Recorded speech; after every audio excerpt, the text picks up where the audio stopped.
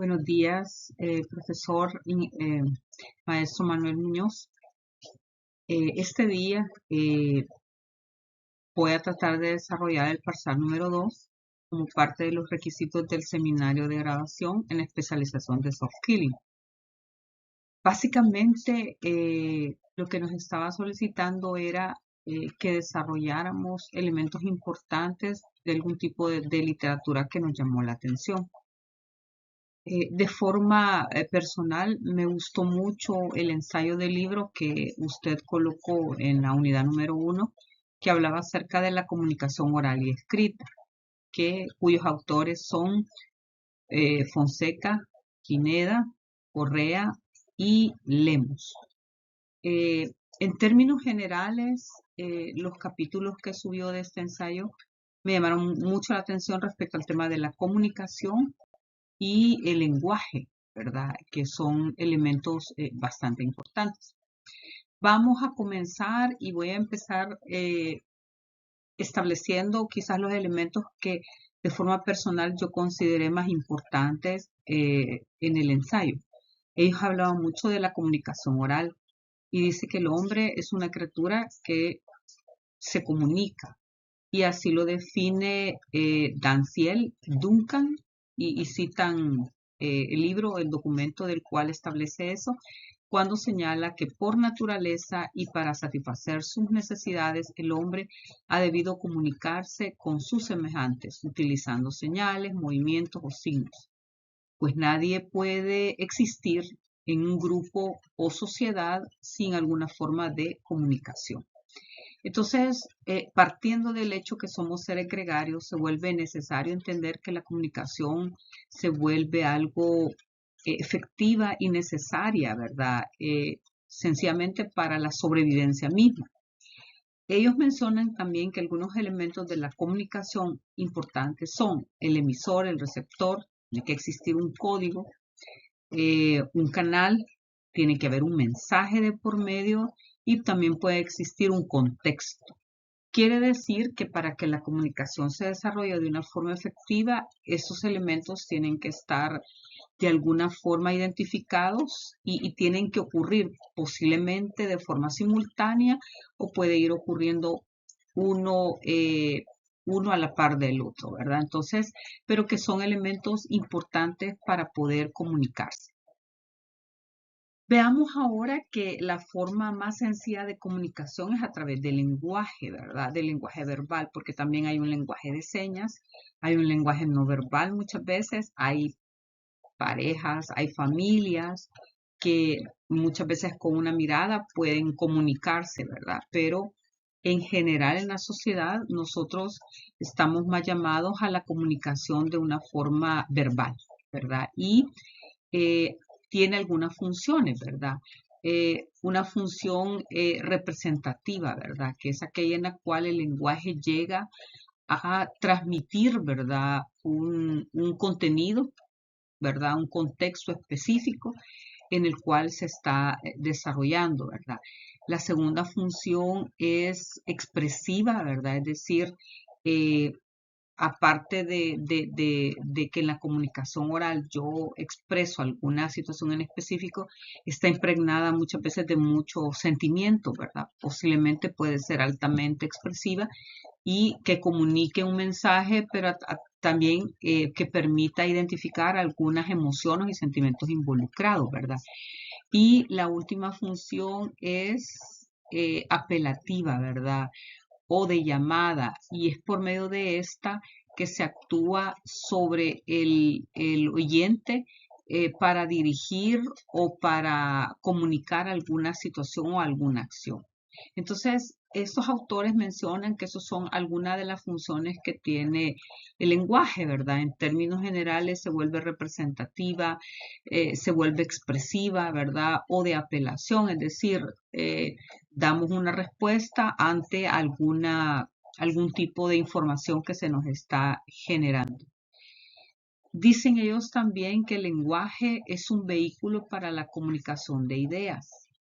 El habla es de uso individual en el ser humano y la lengua son los modos de decir o nombrar las cosas, que aquí es donde entran algunos elementos importantes propios a veces de la cultura para poder comunicar información.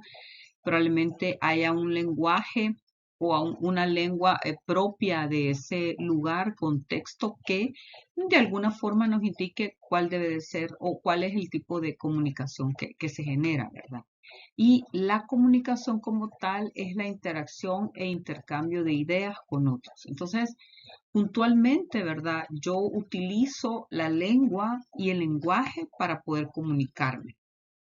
Pero en general, la comunicación me lleva a mí a tratar de comunicar o de expresar mis ideas o de intercambiar información si fuera el caso, ¿verdad?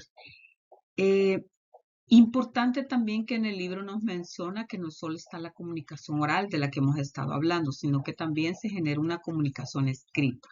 Algunas características que tiene, por ejemplo, la comunicación oral es que es espontánea, se rectifica, es decir, yo puedo dar una información y en el momento puedo estar diciendo, rectifico, tal información no es correcta o mejorar a lo mejor la información que estamos generando. Se pueden repetir palabras, ¿verdad? Es casi siempre informal, es dinámica, se amplían con explicaciones, rompe la síntesis y utiliza menos significados. Es decir, en general la comunicación oral solo necesita los elementos que anteriormente identificábamos como para poder generar el tipo de interacción que en realidad se necesita.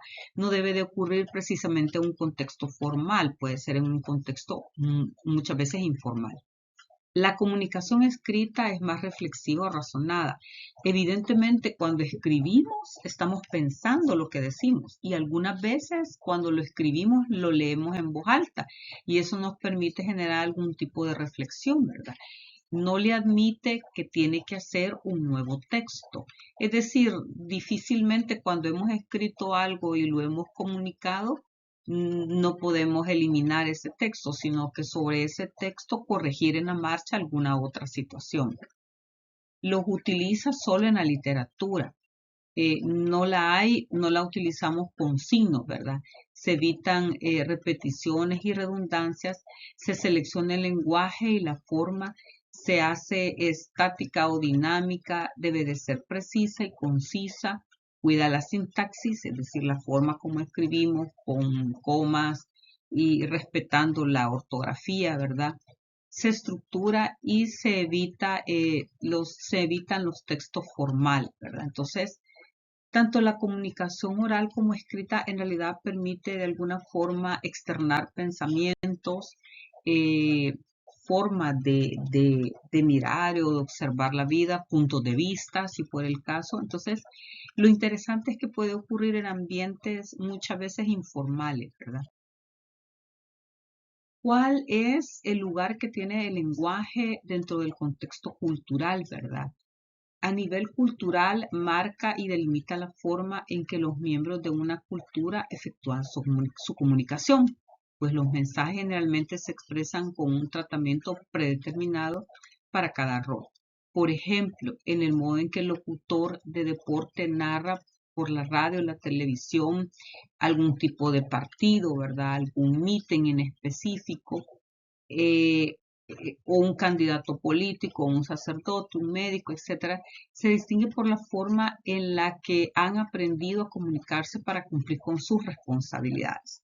Esto es bien importante. Entonces, tenemos que entender que de alguna forma el lenguaje va a estar tal vez no delimitado, sino caracterizado por la cultura, ¿verdad? Que eso en realidad sí nos puede establecer una forma puntual de cómo comunicarse, ¿verdad? De ahí tenemos otro elemento importante dentro del contexto cultural del lenguaje, que es la escucha activa. Algunos tenemos creencias y tomamos actitudes que determinan nuestros pensamientos, acciones y preferencias acerca de objetos y acontecimientos, los cuales manifiestan a través de múltiples comportamientos estéticos, sexuales, religiosos. La escucha activa, creo yo que hoy en día, gracias a la educación positiva que se está generando o a la comunicación positiva, permite mucho, ¿verdad? Esa interacción de tener claro que cuando nosotros estamos escuchando, tenemos que hacerlo de una forma activa, ¿verdad? Con respeto. Y eso es fundamental, ¿verdad? Para favorecer en términos generales la buena comunicación. Ya algunos autores, ¿verdad?, que nos hablan acerca de la comunicación positiva, nos dicen que la escucha activa es uno de los elementos más importantes, así como también la empatía, ¿verdad? El aprender a callar muchas veces para poder escuchar, ¿verdad? Hacer de alguna forma empáticos con aquel que nos está escuchando para atender mejor la comunicación. Por tanto, ¿verdad? En términos generales, la comunicación humana es la clave del éxito personal y profesional. Si bien los autores citados anteriormente, ¿verdad? Nos hablan de la forma más correcta y adecuada de cómo comunicarnos, en general, quizás parte de lo que yo aprendí en este módulo de la especialización es que debo de saber comunicarme en primer lugar, ¿verdad? Y en segundo lugar también debo de aprender a partir de la comunicación, aprender a negociar, gestionar los canales adecuados para comunicarse, entender primero qué es lo que yo necesito para poder verbalizar y comunicar qué es puntualmente mis necesidades o mis requerimientos y saber comunicarnos, ¿verdad? Entender si estamos diciendo las cosas en la forma correcta, si la idea que estamos dando se entiende, ¿verdad? Y para eso muchas veces se vuelve necesario este tipo de actividades en las cuales nos vamos a ir dando cuenta si en realidad la forma como nos comunicamos es efectiva, ¿verdad? Si la comunicación que estamos generando es realmente efectiva. Entonces, eso es parte de lo que me he llevado en esta última parte, ¿verdad? De la comunicación. Y por último, entender cuáles son los propósitos que yo tengo para escuchar. En primer lugar, debemos de aprender a disfrutar, ¿verdad? La plática que se nos genera o la comunicación puede servir para informarnos, ¿verdad? Para entender qué es lo que pasa, para empatizar y aprender a evaluar. Creo yo que quizás este es uno de los elementos más importantes en la comunicación. El hecho de entender que a través de la buena comunicación yo puedo llegar a informarme, puedo entender qué es lo que pasa, puedo empatizar en la vida del otro de qué es lo que le pasa y aprender a partir de ahí evaluar, ¿verdad? Y descartar lo bueno, lo malo o lo que tal vez a mí me parece correcto o incorrecto, porque mucho va a depender de la cultura en la cual nosotros nos estemos desarrollando. Pero en general, para lograr ser buenos profesionales, la comunicación debe de ser una forma bastante clara de comunicarnos y debemos de procurar en la medida de lo posible una comunicación efectiva. Básicamente eso es parte del aprendizaje que me he llevado de este ensayo y agradezco en realidad parte de la información generada durante el desarrollo del módulo, muchos elementos de la negociación muy importantes que al final del día son como herramientas prácticas que me llevo. Gracias, ingeniero, por su tiempo y por su enseñanza.